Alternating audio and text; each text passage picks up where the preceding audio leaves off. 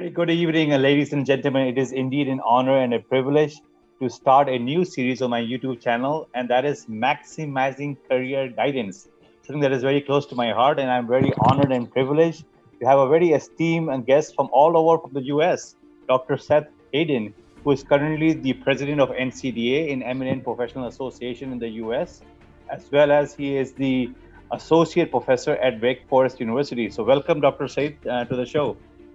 Thank you, Raz. I appreciate it. It's wonderful to be with you, my friend. It's good to see you again. Thank you. So, just share your brief background, how you came into counseling, what ignites you as a human being. Why do you think that this is so important in this current COVID-19? Sure. So for me, what got me interested in career development and then career counseling is that I started realizing how impactful career is on people's lives. When I first started being trained as a counselor, I was more focused on mental health elements. And then I started working with people and I kept hearing some of the challenges they were having with their career and how that intersected with their overall well-being in terms of their mental health, in terms of their relationships with their family, how interconnected all of these different things were. And so I was just really fascinated by that. And so I decided that's where I want to focus my attention as a professional, both as a practitioner as well as a scholar, that I wanted to focus on career development, the ways in which career development is connected with mental health. And so that's a little of where my interest came from in terms of career development and career counseling. As you can see that the topic of this interview is maximizing career guidance. So Sure. We have some wonderful people in this profession from all across the globe. How can we as professionals across the globe, how can we collaborate? How can we amplify the profession? And how can we reach out to the most vulnerable that really need counseling and guidance at this difficult time? Yeah, so for me, with career and work, I really think it transcends borders, it transcends these arbitrary divisions that we have, because it's a common element that people have an interest in their career and interest in their work. And so I think conversations like this is one way in which we can bridge that gap. So I've been to some international forums that have focused on career, and it's just been so fascinating. And of course, there are differences within different nations in terms of the economic structure, in terms of the political structure, and there are still people who are trying to assist others with their career and with work. And so I think connecting people in these kinds of conversations, sharing our interest, sharing the work that we're doing, seeing how we're similar, seeing what might be in need of adaptation based on our context, I think is a way in which we can come together. And it's one of the things I really appreciate about this area of my work, is this opportunity to connect with people in different places and to talk about the unique experience of people who are seeking meaningful careers, meaningful work in their lives, and how it is that we can assist people in attaining those goals. Wonderful. It is often said that career development bridges the gap between industry and academia, so to have a futuristic workforce. Can you share some insights on that? Yeah, I think it's really important. I think we need to continue to bridge the gap. I think, to be honest with you, there's a little bit more of a gap than I would like, at least where I am, where you have people who are doing career work in terms of career counseling and career coaching. And then you have people in industry who are trying to create the context in which people engage in work. And I think we would do better to connect those things, because I think that it's really important that people who are assisting others with seeking out meaningful careers and meaningful work have a sense of what's going on within the context of industry. So I think creating meaningful connections is part of the work, whether it be facilitating connections, whether it be having them understand the role of industry within career. I think there's a lot of work that we as career practitioners can do to bridge that gap. And I think we need to also have those connections. So not just to facilitate the connections of the people we're helping, but make those connections ourselves, so we have an understanding of the context in which people are operating, and to get good information that we can share with the people that we're assisting. And so I think, again, any opportunity you can make those connections, whether it be the people we're helping, but then for ourselves as career practitioners, I think is critically important to ensure that we're providing quality assistance. As you know, that advocacy is a key element to maximize any profession, and as the theme of this talk is maximizing career guidance. So, how important is advocacy, and what are the key baby steps that we can take in our own respective domain, in our own respective region, in our countries to actually amplify our field in our profession? Yeah, and I think that's a great way to put it in terms of a point of advocacy, because I think there are a lot of career practitioners who are doing great work. There are a lot of scholars who are doing great work, and it's not always known in terms of the work that is being conducted. And so I think to the degree that we can let people know in a reasonable way, whether it be talking with people in industry, whether it be doing more broader community events to where we let people know, hey, there's this assistance out here for you. If you're trying to find these types of things, if you're trying to answer these kinds of questions, there are people who are trained to do this.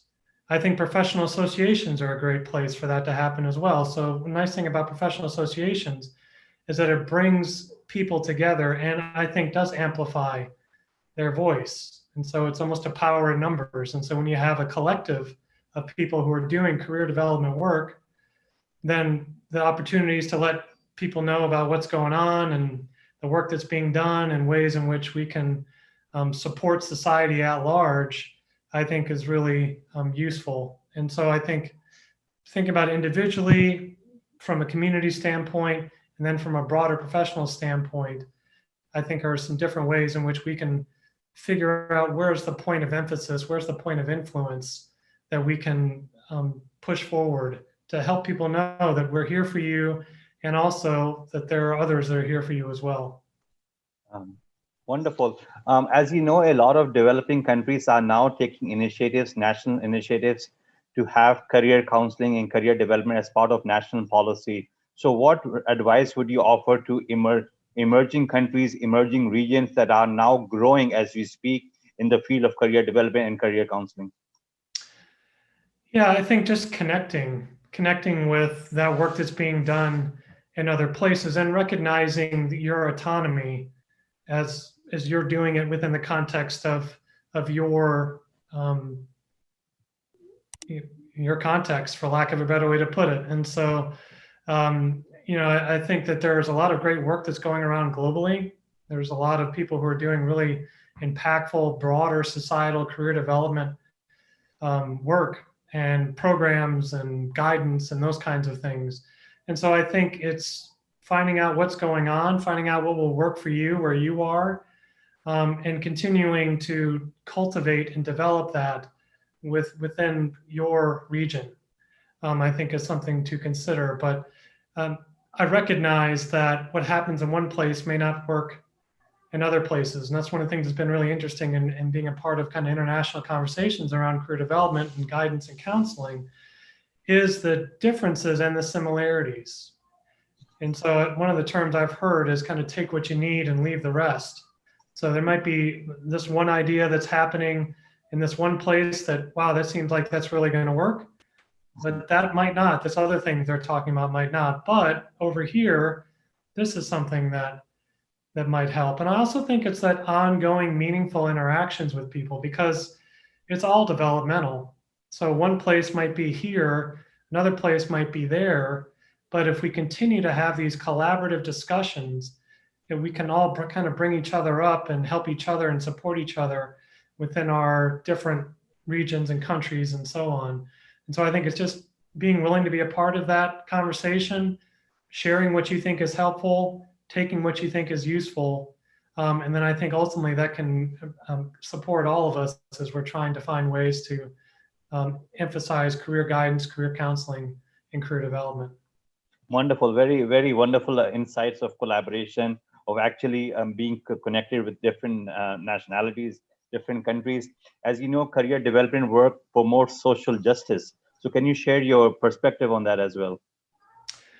Yes, and I think career development at its core, there's an element of social justice to it. If you want to think about equity, access, it's a critical aspect of that within career and work. And for me, when we think about social justice, it's ensuring that there's equity of access to support, and there's access to quality services. And so I think that that's something as career practitioners and career scholars that we are tasked with, that we have a responsibility to ensure those things are happening. So in terms of how we're delivering services, in terms of the populations that we're doing career development research on, trying to ensure that we are inclusive of disparate populations so that it's meaningful and impactful to those populations, I think is critically important. And so I think we have responsibility within our profession to do that. And again, making sure that when we're constructing programs, when we're talking about how we deliver services, that there's as much thought as possible in increasing access to everyone, so they all have equal access to it in some form or fashion, and not just the privileged few. Because I think when you have that, then you can actually exacerbate inequity. If you provide quality career services to only those who are able to easily access it, then you can actually exacerbate some of those inequalities. And so I think it's important that we keep that in our minds. We think about how we can support all folks as much as possible, wherever we may be, and that access to services, the kind of research and scholarly work that we're doing, sharing information is as broadly broadcast as humanly possible, I think is something we should keep in mind. Wonderful. Increasing access. I really like that idea that, the more access you will have to your services, the more people you will be able to impact, and the more the respective communities will benefit. And last but not the least, any closing thoughts, any wonderful advice you would like to share to practitioners that are listening to you across the globe? I know this is a unique time, to say the least. That's putting it lightly. This is an extraordinary time with the global pandemic, a lot of conversations within the United States, as well as I think in other places around social justice, equality. And so I think we have interesting things to think about. And I think we've been thinking about these things for a long time, but one of the elements of crisis that can bring about is the things that we're thinking about can get amplified in many ways. And so how is it that we're going to support people with this significant disruption, both now and into the future? Because one of the things I think is interesting, at least where I am, is that while the pandemic is affecting people now, the effect is going to be for a long period of time. Industry is being radically rethought and reimagined. And industries that were done one way before, I think are going to continue to be done differently, even if things start to return to some degree of what they were before the pandemic in terms of a public safety standpoint, public health. And so I think that for us as career practitioners and career scholars, how are we adapting to that? How are we being plugged into that? How are we aware of these things that are happening?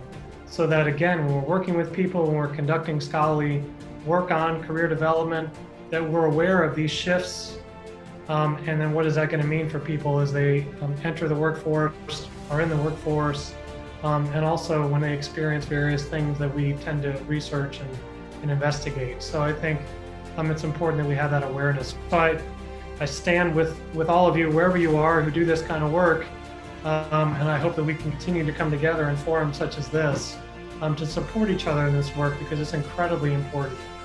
And I think, as we know now, people are so severely impacted by what's going on within the realm of career and work, that it's important for us to continue to work together to support those in need.